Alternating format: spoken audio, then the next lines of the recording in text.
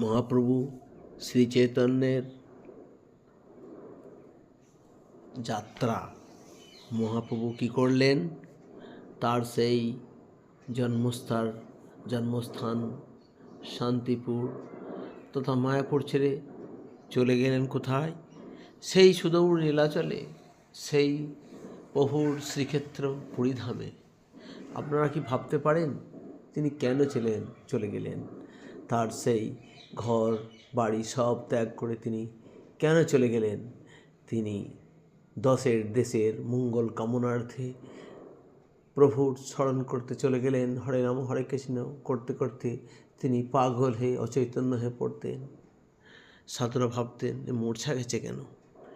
তার সেই যে নামের মহিমা, কেন কি আমরা বলি জগন্নাথদেবের মূর্তি অসম্পূর্ণ? কেন গো? ভগবান বলেছেন আমার তো হাত পা বাঁধা, মানে তোমরা যা কর্ম যেমন কর্ম করবে তোমরা তেমনইভাবে তোমাদের জীবন নির্বাহ করতে পারবে।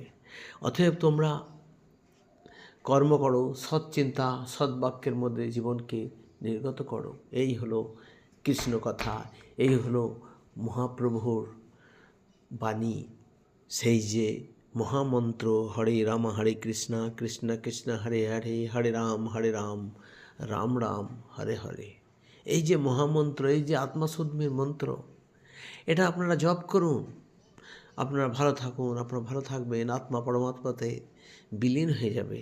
সেটাই তো শ্রীকৃষ্ণের মুখনিঃসৃত বাণী, ভগবান কৃষ্ণের সেই যে শ্রীক্ষেত্র নীলাচল। তো আমার ভিডিওটি ভালো লাগলে অবশ্যই লাইক সাবস্ক্রাইব করবেন। ধন্যবাদ। এই